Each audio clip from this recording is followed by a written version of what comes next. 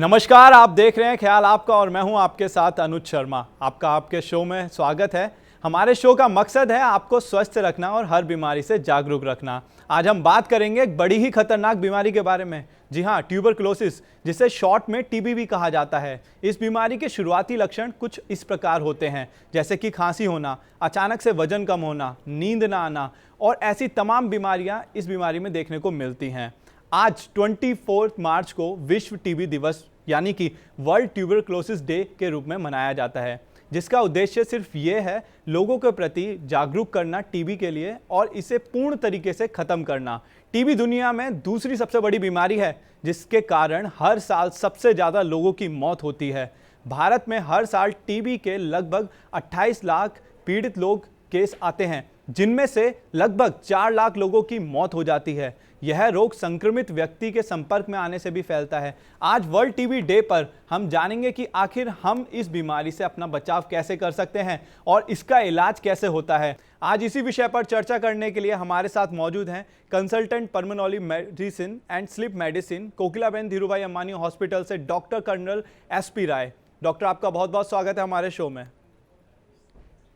नमस्कार, धन्यवाद अनुज for nice introduction about the tuberculosis. Doctor, मेरा पहला सवाल आपसे यह है, टीबी यानी कि ट्यूबरक्लोसिस किसे कहते हैं? देखिए, ट्यूबरक्लोसिस उसको पहले जमाने में तपेदिक या क्षय रोग भी कहते थे। जी। ट्यूबरक्लोसिस एक जो इन्फेक्शियस डिजीज है, मतलब संक्रामक बीमारी, जो दूसरे को फैलने वाली बीमारी है, जो कि एक बैक्टीरिया जो माइकोबैक्टीरियम ट्यूबरक्लोसिस है उसके इन्फेक्शन से फैलती है। ये कैसे फैलती है?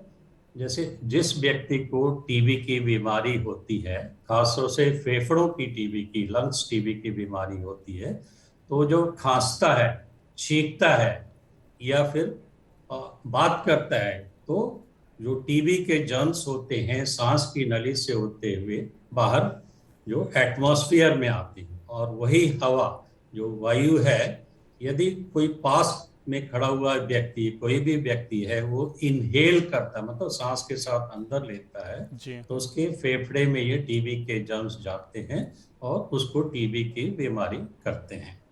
नॉर्मली ये इन्फेक्शियस डिजीज है, मोटे तौर पे जैसे कोविड की बीमारी दूसरे को फैलती है हवा से, तो वैसे ये एयरबॉर्न इन्फेक्शन है जो बैक्टीरिया से होता है, इन्फेक्शन है ये।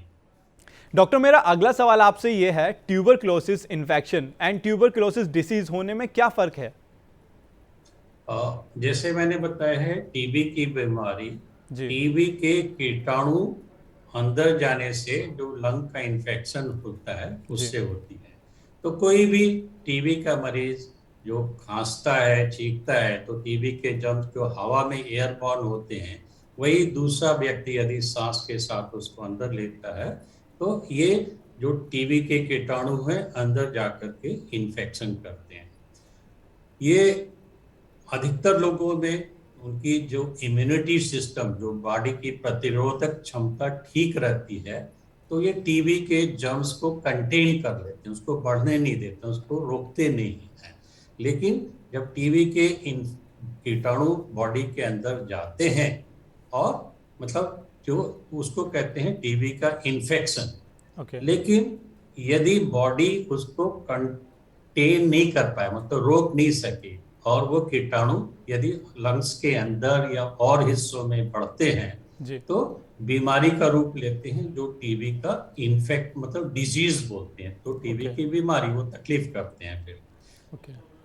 डॉक्टर, मेरा अगला सवाल आपसे यह है, जैसे कि आपने बताया यह बीमारी सिर्फ आपने भी बताया कि इनहेल करने से होती है किसी पर्सन के पास जाने पर क्या कोई इसके अलग का और दूसरा कारण भी होता है, और इसका पता लगाने के लिए कौन सा टेस्ट किया जाता है? और टीबी की बीमारी 99.9% इनहेल करने से होती है। कोई भी जैसे टीबी का मरीज कफ करता है तो एयरबॉर्न इन्फेक्शन है, तो वो दूसरा कोई व्यक्ति जर्म्स को यदि इनहेल करता है, जैसे हर कोई सांस लेता है, सांस के साथ यदि अंदर की तरफ जाए तो उसको इन्फेक्शन कर सकती है। यदि बॉडी की रेजिस्टेंस, जैसे मैंने बताया, ठीक होती है तो उसको रोक लेती है।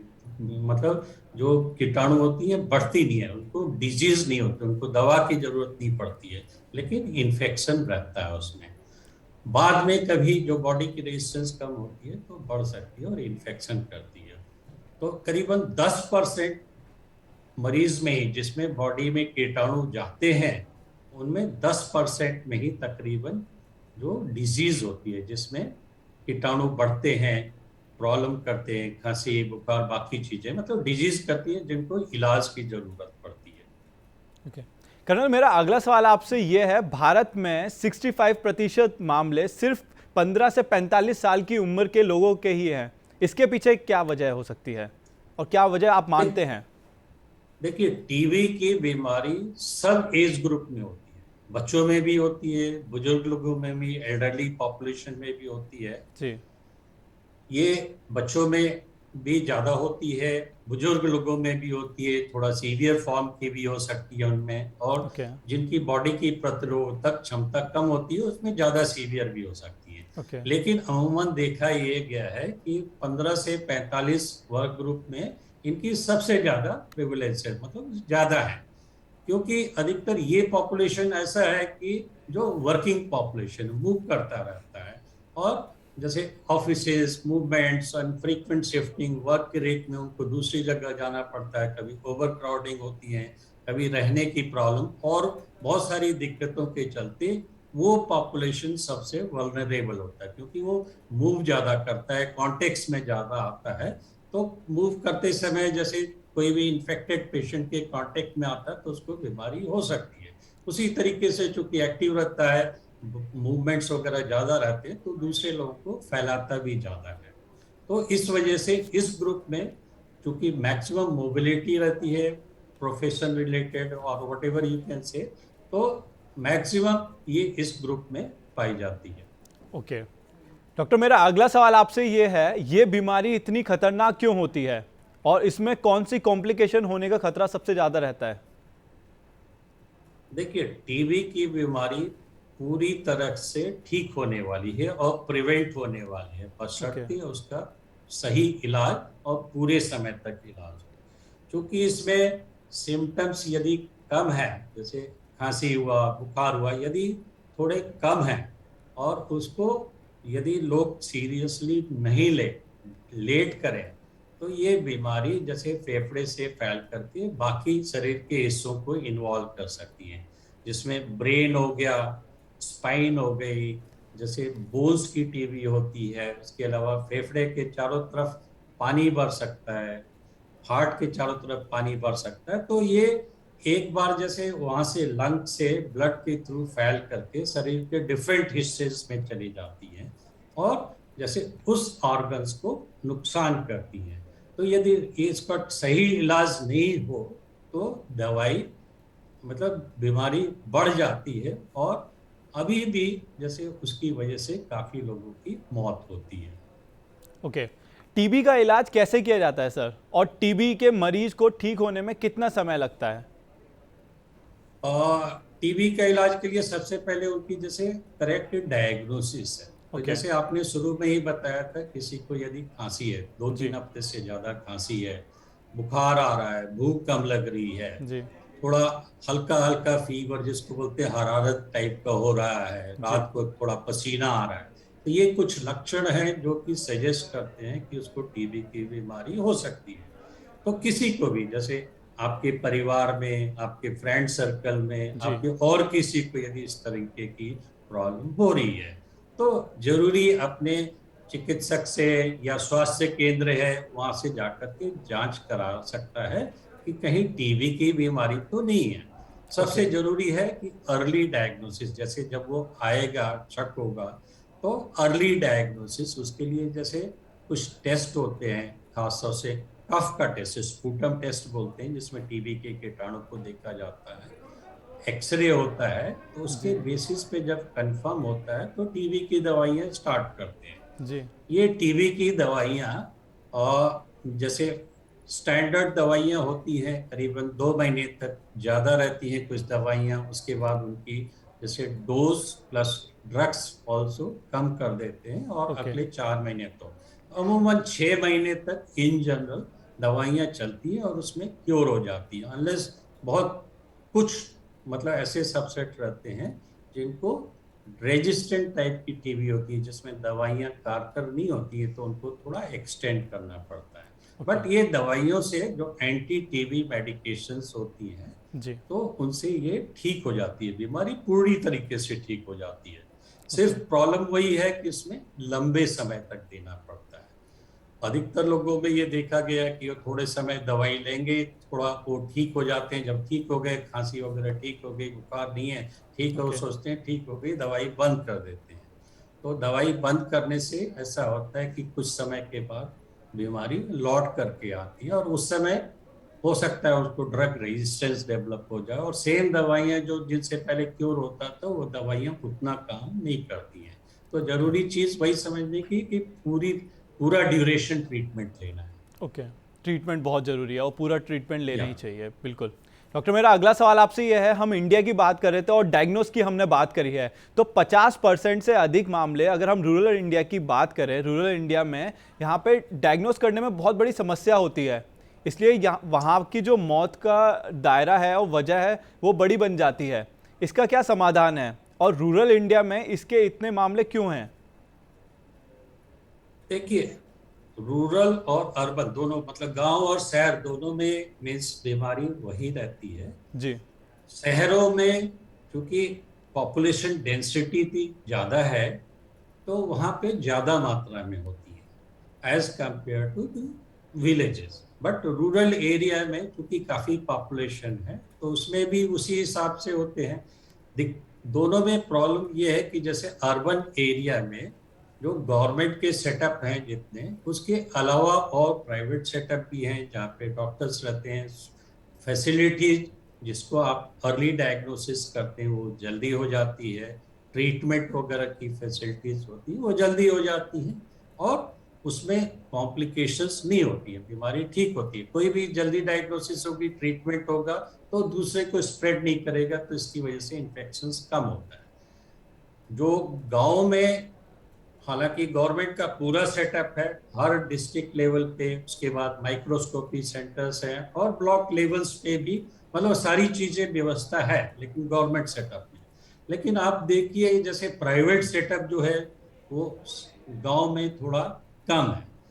दूसरी, थोड़ा जो होते हैं जिसको बोलते हैं एजुकेशन, अवेयरनेस, तो गांव में थोड़ा सा अवेयरनेस कम है। लोगों को जी। जैसे खांसी होती है, बुखार होती है, फिर भी वो सोचते हैं कि ये नॉर्मल है, ठीक हो ओके। जाएगा, चल रहा है, और वो कंसल्टेशन या दिखाने के लिए नहीं जाते हैं। तो इसकी वजह से जैसे लेट जब जाता है तो डिटेक्ट होता है, लेट होता है जैसे बढ़ जाती है, और चूंकि जितना लेट करते हैं उतना आसपास के लोगों को वो मतलब बीमारी फैलाते हैं। तो मुख्य कारण वही है, एक अवेयरनेस की, थोड़ा सा एजुकेशन अवेयरनेस, पब्लिक अवेयरनेस जो होती है, स्पेशली दी पब्लिसिटी, जो मीडिया वगैरह का रोल वहां पे आता है, तो जी। That is going to help that. Okay. Doctor, मेरा अगला सवाल आपसे यह है, टीबी होने का खतरा किन लोगों को सबसे ज़्यादा रहता है? क्योंकि आजकल लोग बहुत परेशान रहते हैं इस बीमारी के कारण। टीबी होने का खतरा सबको है, इक्वली है, लेकिन जिनकी शरीर की प्रतिरोधक क्षमता जिसको बोलते हैं इम्यूनिटी यदि जी। लो है, खासतौर से जैसे कोई HIV का मरीज हो, किसी को डायबिटीज की प्रॉब्लम है, या स्मोकर्स हैं, या कुछ लोगों की दवाइयां जाती हैं जो इम्यूनिटी को कम करती हैं, इनको उसको होने का खतरा, और यदि टीबी होती है तो उसकी सीरियस होने का खतरा ज्यादा होता है। ओके। बट मोटे तौर पे जैसे जहाँ पे ओवर क्राउडिंग, जैसे किसी को ओवर क्राउडेड है, मेल नॉरिश है, जैसे जिसमें कमजोर है, मीन्स खाने पीने की कमी है, मेल नॉरिश है, अल्कोहल वगैरह ज्यादा लेते हैं, इन लोगों को उसको होने का खतरा प्लस उसको सीवियर होने का खतरा ज्यादा रहता है। ओके। डॉक्टर, मेरा अगला सवाल आपसे यह है, जैसे कि आपने बताया भी, अभी काफ़ी बार आपने बोला कि टीबी उन लोगों को सबसे ज़्यादा हो सकता है जो लोग संपर्क में आते हैं एक टीबी के मरीज के। तो अगर कोई फैमिली में ऐसा इंसान है, ऐसा व्यक्ति है जिसको टीबी है, तो फैमिली मेंबर्स को क्या करना चाहिए घर पे, कैसे उस मरीज का ध्यान रखना चाहिए और सावधानियां बरतनी चाहिए, क्या वो सावधानियां हैं जो उन्हें बरतनी चाहिए सबसे ज्यादा? देखिए, टीवी जो फैलने का, जैसे HIV, ये कोविड फैलता है जी। एयरबॉर्न ट्रांसमिशन, तो that is the basic thing. Now, TB फैलने के लिए सबसे जरूरी है कि अर्ली डायग्नोसिस और मेडिकेशंस। जैसे ही कोई लक्षण आते हैं, शक होता है, यदि उसकी हम स्पूटम टेस्ट कर दें, एक्सरे टेस्ट कर लें, डायग्नोसिस कंफर्म हो जाती है, तो उसमें 1-2 दिन में मालूम पड़ जाता है। जैसे एक बार जैसे शक होता है तो डॉक्टर को दिखाएं, वो जी। 1-2 दिन में ही जैसे स्पूटम टेस्ट हो जाएगा, एक्सरे आपको मालूम पड़ जाएगा टीबी है या नहीं है। जी। तो उसको बेस्ट, जो सबसे रोकथाम का सबसे जो मेन है कि अर्ली डायग्नोसिस, जितनी जल्दी वो डायग्नोस होगा उसको टीबी का ट्रीटमेंट स्टार्ट होगा, तो इन्फेक्शियसनेस उसकी कम होगी। ओके। देखा गया है कि जैसे 2-3 दिन के ही ट्रीटमेंट के बाद जो जर्म्स का लोड होता है ना, टीबी के बैक्टीरिया का लोड जी बहुत बिल्कुल। कम हो जाता है। ओके। और यूजुअली 2-3 हफ्ते के ट्रीटमेंट के बाद वो नॉन इन्फेक्शियस हो जाते हैं। तो कोई भी जैसे टीबी का मरीज, खास तौर से जिसको फेफड़े लंग्स की टीबी है, ओके। यदि 2-3 दिन ट्रीटमेंट ले लेता है तो जर्म्स इन्फेक्ट नहीं करती, दूसरे को फैलाती नहीं है, तो ओके। इन्फेक्शियसनेस पीरियड खत्म हो जाता है। ओके। उसके बाद ट्रीटमेंट तो लंबा चलता है।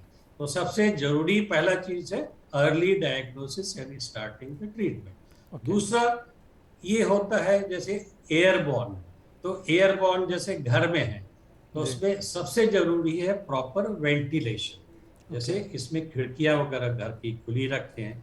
नॉर्मली जैसे कहीं कहीं पे जैसे साधन नहीं है, सपोज एक छोटे रूम में 10 लोग हैं, तो जी। कम से कम कैसे कर सकते हैं उसको, जैसे एक आदमी से दूसरी तरफ करके सोए, दूसरा आदमी दूसरी तरफ से करके सोए, तो इस मतलब तरीके जितना से हो यदि सके आपको डिस्टेंस बना जितना के हो रखना सके, है। जैसे 6 फीट का गैप है। जी और मास्क बिल्कुल। स्पेशली खास तौर से पहले 2 हफ्ते में, जब तक वो टीबी की दवाई नहीं लिया है, जी। मास्क, यदि मास्क का इस्तेमाल करें तो प्रैक्टिकली इसको स्प्रेड को बहुत ही कम किया जा सकता है। Okay. Minimum mask, distance maintain करना और ट्रीटमेंट लेना, ये चीजें इसको प्रिवेंट करेंगी। मेरा अगला सवाल आपसे यह है, क्या टीबी से बचाव के लिए कोई टीकाकरण भी किया जाता है और यह टीका कौन सी उम्र में और कब लगाया जाता है? जी, टीबी से इलाज के लिए काफी पहले से टीका चला आ रहा है, जिसको जी। बीसीजी वैक्सीन बोलते हैं। बीसीजी वैक्सीन जो जन्म के समय पे ही बच्चे को दिया जाता है, पैदा होने ओके। के बाद ही दिया जाता है, उसको 1 साल के अंदर अंदर दे सकते हैं। ये वैक्सीन कोई भी जो सीरियस टाइप की जो टीबी होती है, जैसे ब्रेन की टीबी हो गई, मिलियरी जिसमें जान का खतरा होता है, उससे डेफिनेटली प्रिवेंट कर दिया और बाकी टीबी से भी काफी हद तक बचाव करती है। बीसीजी वैक्सीन आजकल सबको, जैसे न्यूबॉर्न को दिया जाता है। डॉक्टर, मेरा अगला सवाल आपसे यह है, कोविड और ट्यूबरक्लोसिस दोनों ही बीमारियां लंग्स को इफेक्ट करती हैं, आप जानते हैं अच्छे से। इसलिए यदि कोई व्यक्ति टीबी का मरीज है या फिर उसे पास्ट में टीबी की हो चुकी है या ये बीमारी हो चुकी है, तो उन्हें कोरोना से कितना खतरा है और वो लोग अपना बचाव कैसे करें? क्योंकि जैसे आपने बोला, लंग्स में जब ये जो बॉल बनता है फेफड़ों का, जो खांसी आती है, तो उसमें मास्क लगाना भी बहुत ज़्यादा एक डेंजरस चीज़ हो जाती है उन लोगों के लिए। तो उन्हें अपना बचाव कैसे करना चाहिए? देखिए, जैसे एक टीबी का मरीज हो जिसकी दवाई चल रही है, यदि जी। उसको कोरोना का इन्फेक्शन होता है, तो टीबी का अपना ट्रीटमेंट, जो इलाज ले रहा है, दवाइयाँ ले रहा है, वो नियमित रूप से लेते रहे। जी। और कोरोना का जैसे सीवियरिटी है, माइल्ड है या बहुत सीवियर है, उसके हिसाब से साथ में उसका इलाज भी चाहिए। ठीक है। ओके। दूसरा, मरीज होते हैं जैसे जिनका टीबी का ट्रीटमेंट हो गया है, कंप्लीट हो चुका है, या पास में उन्होंने टीबी का ट्रीटमेंट लिया, उनको कोरोना होता है, तो माइल्ड केसेस में कोई प्रॉब्लम नहीं आती है। लेकिन जो सीवियर केसेस होते हैं जहाँ पे स्टीरॉइड्स दी जाती हैं, जी। कुछ एक में कॉम्प्लिकेशंस होते हैं, प्रॉब्लम्स होते हैं, तो ये टीबी की बीमारी, जैसे ये तो कोविड में हुआ, जैसे स्टीरॉइड्स और बाकी सब सीवियरिटी की वजह से, जी बिल्कुल। या कभी कोई जैसे बॉडी की इम्यूनिटी डाउन होती है, तब भी ये डिजीज रीएक्टिवेट, मतलब टीबी दोबारा हो सकती है, जिसको रिलैप्स ऑफ टीबी कहते हैं। ओके। तो उसके लिए ध्यान देना पड़ता है। जैसे कोई ऐसा मरीज है जिसमें शक रहता है, तो उसके लिए डॉक्टर उस हिसाब से चेक करते रहते हैं, और जहाँ जरूरत होती है वहां पे दोबारा टीबी का ट्रीटमेंट की कुछ सबसेट्स में जरूरत पड़ सकती है। अदरवाइज दोनों के ट्रीटमेंट में, मतलब जैसे नॉर्मल आप ट्रीटमेंट टीबी का कीजिए वैसे कीजिए, जैसे टीबी ट्रीटमेंट आपने कोविड का करना है सीवियरिटी के हिसाब से, वैसे ट्रीटमेंट। डॉक्टर एसपी, आप चलते चलते वर्ल्ड ट्यूबरक्लोसिस डे जो कि आज है, आज के दिन आप दर्शकों को क्या सलाह देना चाहेंगे? जैसे वर्ल्ड ट्यूबरक्लोसिस डे आपने पहले ही बताया है कि जी। जैसे इसके बारे में टीबी के बारे में जागरूकता फैलाने के लिए ही मनाया जाता है। आज के दिन रॉबर्ट कॉक्स ने जो टीबी के जो कॉजेटिव ऑफ डिजीज है, जो बैक्टीरिया टीबी का माइक्रोबैक्टीरियम, उसको इन्वेंट किया था।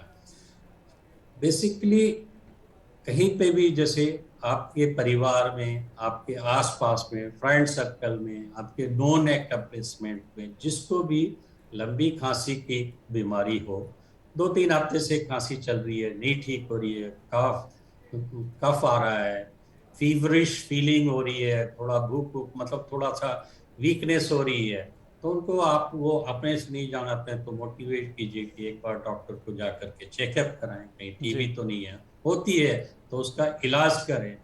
यदि फेफड़ों की टीबी है, कोई ऑफिसेज में है, तो you can take the precaution, you give them at least 10 to 14 days of the leave to take the medicine, और फिर उसके बाद में आकर के ज्वाइन कर सकते हैं दवाई लेते हुए। सबसे जरूरी चीज है कि दवाई की कंटिन्यूटी, उन्होंने बीच में पूरा समय होने तक बीच में बंद नहीं करना है। जी बिल्कुल। तो ये सब चीजें यदि पालन करेंगे, जैसे गवर्नमेंट इसमें, जैसे टीबी के ऊपर गवर्नमेंट की तरफ से बहुत सारे सेंटर्स बने हुए हैं, सारी दवाइयाँ स्टैंडर्ड क्वालिटी ड्रग बिल्कुल फ्री मिलती हैं। जी बिल्कुल। जो स्पूटम टेस्ट, जो उसकी बाकी जेनेटिक टेस्ट जो टीबी के लिए जर्म्स को डिटेक्ट करने के लिए होती है, एक्सरेज वगैरह सारे फ्री होते हैं। इसके अलावा सरकार और भी सुविधाएं, बिकॉज उसमें न्यूट्रिशन का भी इम्पोर्टेंट रोल होता है, तो न्यूट्रिशन के लिए कुछ एडिशनल जो ग्रांट देती है, तो सरकार पूरी तरफ से अपनी तरफ से पूरा प्रयास कर रही है, और मतलब अच्छा सेटअप है उसमें जो कि ट्रीटमेंट चल रहा है। लेकिन ओके। ये है कि जैसे आपकी एकम्प्लिसमेंट में किसी को भी इस तरीके की है, तो उनको आप मतलब मोटिवेट कीजिए, एक बार चेकअप करा लें है तो उसका इलाज करें, और पूरा इलाज करें। डॉक्टर आपका बहुत बहुत शुक्रिया हमारे तमाम सवालों के जवाब देने के लिए। धन्यवाद। Thank you so much sir. Tuberculosis एक बहुत ही खतरनाक बीमारी है, इसलिए यदि आपके आसपास कोई व्यक्ति इस बीमारी से ग्रस्त है तो आप डॉक्टर के द्वारा बताए गए एहतियात जरूर बरतें। अब हमें दीजिए इजाज़त, हम कल फिर हाजिर होंगे हेल्थ से जुड़ी एक नई जानकारी और एक नए शो के साथ। तब तक अपना और अपनों का ध्यान रखें। चलते चलते हम आपको बताना चाहते हैं TV9 डिजिटल के न्यू इनिशिएटिव TV9 वैन के बारे में। आखिर क्या है ये न्यू इनिशिएटिव, देखते हैं इस छोटी सी वीडियो में। Today, doctors are busier than ever providing care and advice to patients. And the reality is that an average patient now spends much more time in the waiting room than in the doctor's chamber. With such a captive audience, it's time to put their wait time to good use. Introducing TV9 Waiting Area Network that provides premium patient engagement experience through engaging and informative videos. These videos are created keeping in mind an Indian patient seeking medical attention.